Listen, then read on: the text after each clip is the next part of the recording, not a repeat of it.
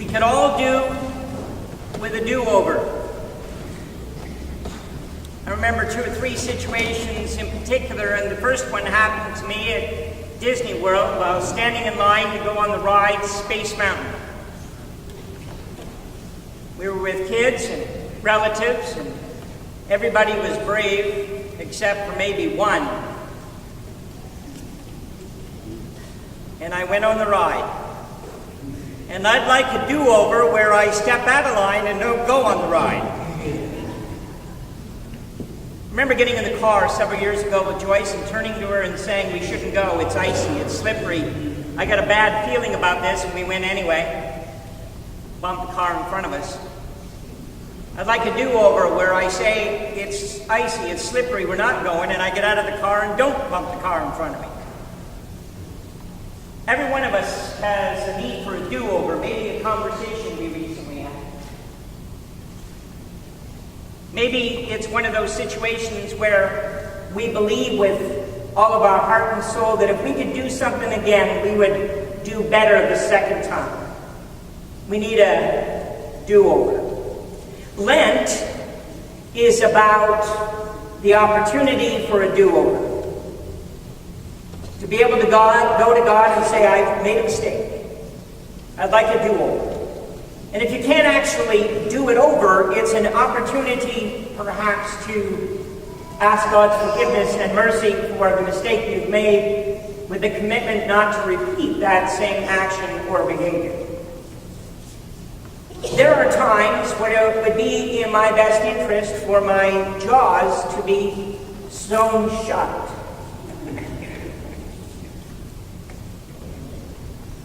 Remember this?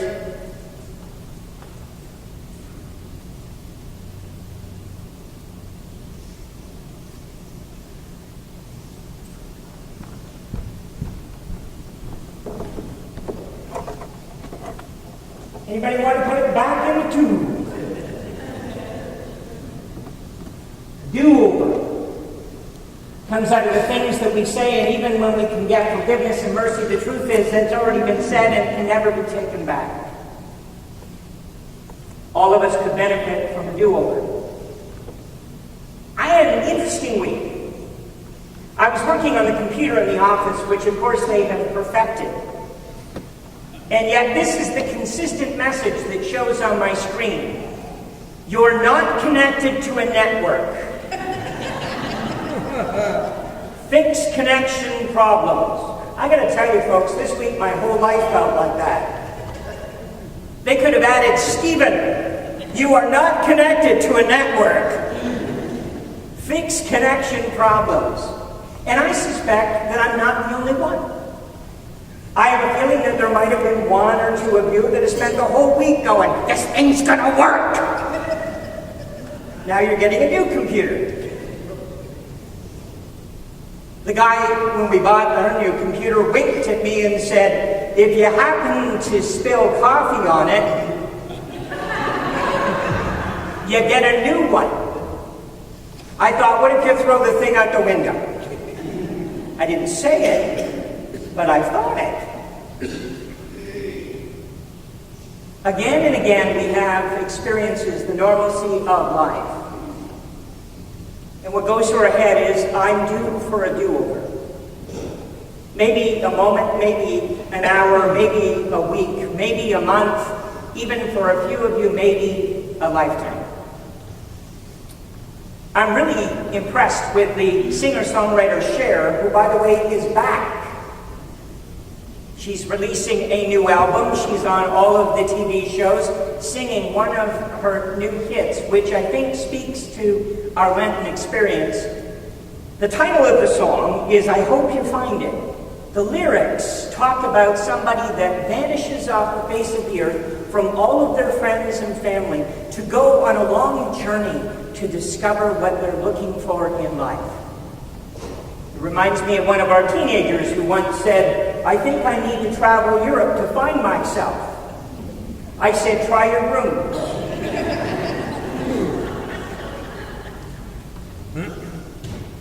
But the reality is, no matter how young or old we are, we find ourselves again and again in situations where we're searching for meaning and purpose and significance. One woman said to me yesterday, I retired from my job, my husband died, my children left for college, I sold my house. Steve, now what? Where do I go from here? I love the story about Sandra. Sandra has 4 children from the ages of 6 to 19. She's married, and the house is total chaos on a regular basis, and she's trying to teach her children in the middle of Lent the basic philosophy of human relationships. And with the 4 kids between 6 and 18, I've got to tell you, it is a full house, and it's filled with panic all the time. One of the kids is involved in hockey, the other one baseball, the other one dancing, the other one karate, and they're running to and fro on a regular basis, and she's trying to hold the kids and the marriage together while she's educating her husband on one basic concept: knock off the stinking thinking. He comes home and he's grumpy, which is normal. We all have a bad day. Sometimes it's a bad week, sometimes it's a bad month. But every once in a while, she'll corner him in the hallway and say, knock off the stinking thinking. The kids are picking it up. The kids are listening in the other room saying, Daddy just gave us a whole bunch of new words we can say anytime. Knock off the stinking thinking. Let me put it in a theological context. Let's look at the word Lent for a minute. Let's eliminate negative thinking. Let's eliminate negative thinking. Easier said than done, particularly if you're in the middle of a frustrating moment. I will never forget the experience I had. Perhaps I've shared it with you before, when Joyce came home early one day. She had left for work early in the morning. She came back. She'd forgotten her purse. I was in the shower. And most of you know that I really do try to control when I'm agitated or irritable. I try. But in this particular case, it was 9:01 and I was already pretty frustrated. And so I was in the shower, expressing all those things that no one would ever hear, alone in the house. Only Joyce came back. She said she walked through the front door. She could hear me 3 floors down, grabbed her purse and left immediately. About 2 or 3 months later, she was looking out the front door, and I was sitting in my car. I'd just come home from an appointment. I try not to bring home the frustrations and irritations. And I'm sitting in the car, and apparently I was having a moment. My hands were moving. My mouth was moving. Apparently my feet were moving, and she could see them over the dashboard. And she simply said, as I walked through the front door, "Feel better?" Have you allowed the irritations and frustrations and aggravations of this world to control your attitude and your behavior? Have you ever thought of giving yourself a break? Of stepping back, stepping away, taking some time to think and to pray? Jesus modeled it all the way through the New Testament. Do you know how many times he looked at his disciples and did something like this? I'm out of here. On one particular night, on one side of the lake, he turned to the 12 and he said, "You guys, get in the boat. I'm not coming. I'll meet you on the other side. I need some time to pray." He took several hours to pray, and by the time he was done, they were in the middle of a storm out on the boat. And he very calmly and coolly walked across the storm waters, inviting Peter out of the boat in obedience, and calm the waters, symbolically explaining that when we are calm on the inside, we can bring calm to others on the outside. I always enjoy it when Laura says to me at 9:20 in the morning, "You're late." I didn't know she was the boss, but that's okay. You're late. And here's my honest to God response. I wasn't ready to come in. I needed another 20 minutes of prayer. I needed some more time to reflect. because I'm absolutely no good to anybody else if I'm not good on the inside. Now, I know that all of you have never experienced any of this, but might I just say that to take the extra time that you need at the beginning or the end of the day to restore your own spiritual health is part of the concepts that we're trying to look at in Lent. Let's exterminate negative thinking.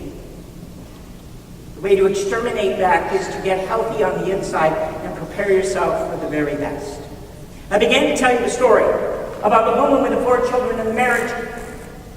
And she does 3 things during the season of Lent that's best for her. She makes sure she goes to a midweek worship service, a chapel service, an Anglican church, a quiet book of common prayer where nothing exciting has ever happened. But it's calm, cool, and quiet. And she's able to catch her breath, restore her spirit, and go back and feed healthy, positive thoughts to her family. The second thing is she's part of a book club, a really excellent book club, where she and other women share ideas and thoughts and reflections, where she can tap into her mind and make sure that it remains smart. She misses her time in university, and she knows that she needs to keep that mind sharp so that she feels good about who she is. And the third thing she does is she goes on a date with her husband once a week. Maybe my own wife needs to start doing this. Listen carefully, Joyce. When they get in the car, she turns to her husband and says, "I don't want to hear about work. I give you permission." Her husband begins to chatter about the job, and she reminds him over and over again that they need to talk about us. They need to talk about the kids. They need to talk about their life together. And believe it or not, her husband has now started taking her out on Friday night, which means he started paying, which was good because she was getting irritated. And now he smiles and turns to her and says, "We're not talking about work, we're talking about us, our relationship." So let me conclude in this way. I firmly, with my whole heart, believe this, that during the season of Lent, it's important to re-examine our thinking. To put aside stinking thinking. Let's eliminate negative thinking as we make our way through refreshing our spirit and preparing our hearts and minds for the Easter season.